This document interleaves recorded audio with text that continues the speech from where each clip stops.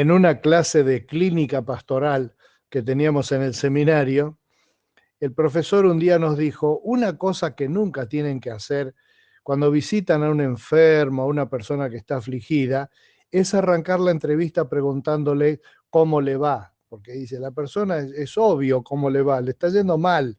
Entonces, si vos arrancás así, lo que vas a hacer es, en vez de ir a darle consuelo, vas a ir a revolverle el puñal en la herida. Y desde entonces hasta ahora, todo mi ministerio, cada vez que iba a visitar a una persona afligida, le preguntaba para empezar, hola, ¿cómo estás? O ¿cómo estás hoy? Y ahí me daba cuenta de que no debía decir eso, pero que ya lo había dicho. Hoy voy a hablar sobre el tema de las cosas que no deberían ser y sin embargo son. Es decir, el tema de la justicia, el tema de las cosas que deben ser de una manera y no van. Ponele, ahí tenés un tornillo, lo tenés que meter adentro de una tuerca, pero tiene que haber una correspondencia entre ese tornillo y esa tuerca en la rosca para que lo puedas poner, y en otros valores, ¿no? Como el largo del tornillo y ese tipo de cosas, pero básicamente tienen que ser de la misma rosca. Es decir, tienen que estos dos elementos diferentes, muy diferentes entre sí, deben tener una coincidencia, una conveniencia, que quiere decir venir juntamente con venir. Es decir, tiene que haber un empalme entre una cosa y otra. Y así debería haber entre las sociedades y las personas y la justicia, lo que corresponde, la ética, los valores, debería haber una correspondencia. Y cuando no la hay, uno intenta poner el tornillo y trata de hacerlo entrar en la rosca y no va, y no va, y no va, y no va. A veces uno lo fuerza y termina robando la rosca, que quiere decir que el tornillo, la tuerca o los dos se deforman de manera que ya no van a servir para ningún otro bulón o tuerca, y así en la vida también nos pasa. Pero hay un sentimiento de ruido moral cuando uno ve cosas y esas cosas a uno le parecen injustas.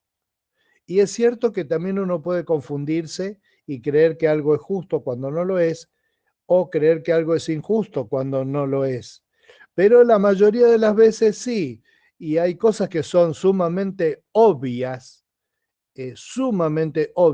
y sin embargo uno ve que no encaja la rosca en el tornillo, en la rosca.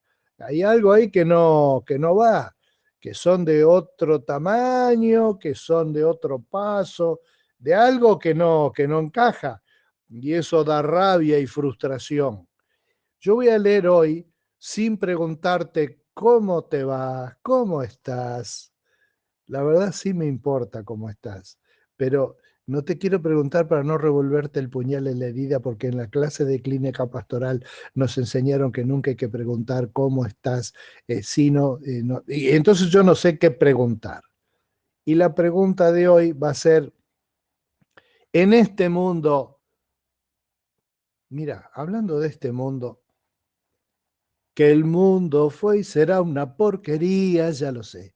En el 506 y en el 2000 también. Uy, caramba, el 2000 ya pasó. ¿Te das cuenta que el 2000 ya pasó? Dice Paulín profetizaba que el mundo iba a seguir siendo malo 60 años después de que él escribió el tango Cambalache, que hoy día en vez de Cambalache, el lugar donde se venden y compran cosas viejas, se llama almacén vintage. Vintage en francés y vintage en inglés, pero es una palabra del francés que como la palabra umbrella, que en inglés le han choreado directamente al idioma francés. Como dijo alguien, el inglés es un francés mal pronunciado. Y entonces este hombre la invocó con el 20. Ahora, vos sabés que estaba pensando, mirá qué loco, ¿no? Cómo tiene todo que ver con todo. El tango puso el 2000, en el 2000 también, porque entonces vos fijate cómo caía en la rima, y en el 2000 también, entonces puso 2000. El 2001 ya no le daba, en el 2001 no, también no encaja, la rosca no entra. Y en el 2011 tampoco, en el 12, 13, 14, 15. ¿Sabes cuándo es la próxima vez que en el calendario va a caer un año que puede coincidir con la rima del tango Cambalache? Sí, correcto, en el 2030, ¿no? En el 2000 tampoco. ¿Sabes cuándo? En el 3000.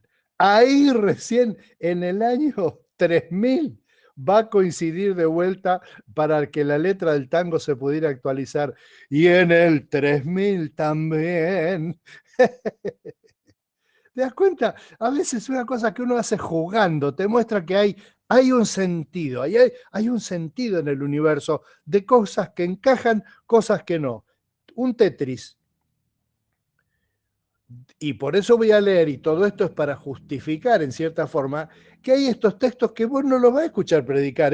Mirá, si vos seguís esos videos de los exitosos pastores, no lo vas a encontrar muy seguido. Hay algunos honrosos colegas que los predican.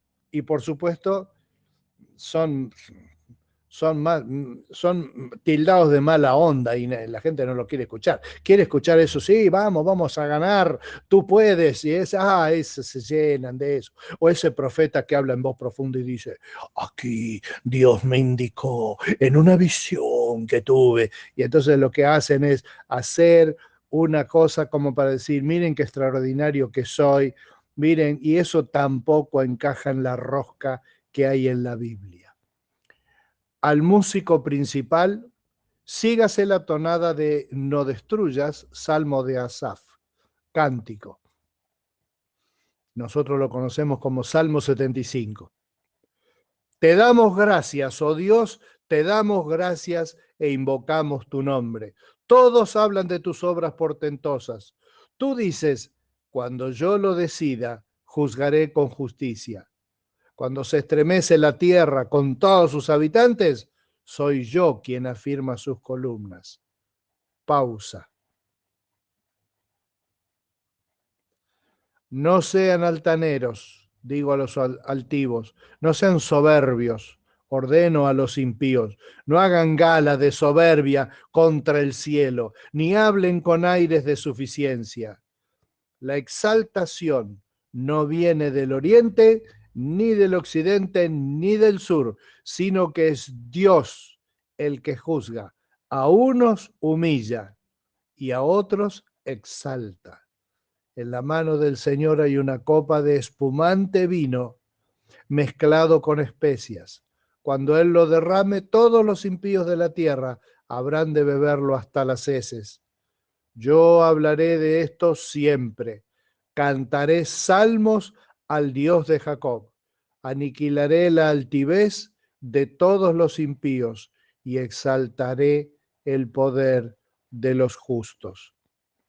Mi querido justo, mira qué justo, que tu rosca entre justo en la tuerca del reino de los cielos. ¿Te llamó la atención lo que dice que Dios tiene una copa de espumante vino mezclado con especias?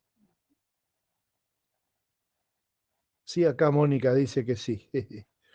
Se les daba a beber a veces un vino, un vino mezclado con algunos yuyos, con algunas cosas anestésicas, como para que la persona que iban a cortarle la cabeza, si no salía limpio el corte, no sufriera tanto para morir. Entonces le daban una cosa que medio lo emborrachaba, medio lo drogaba, y entonces cuando estaba así, medio ya que no sabía cuánto es 2 más 2, le cortaban la cabeza o lo prendían fuego, con lo que tuvieran que hacerle. Lo interesante es que esa copa se la ofrecieron a Jesús.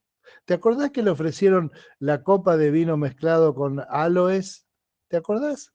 ¿Y qué hizo Jesús? La rechazó, porque él cuando encaró la muerte no quería estar narcotizado, sino quería estar encarando su muerte entregando Él su vida y no dejando que se la tomen.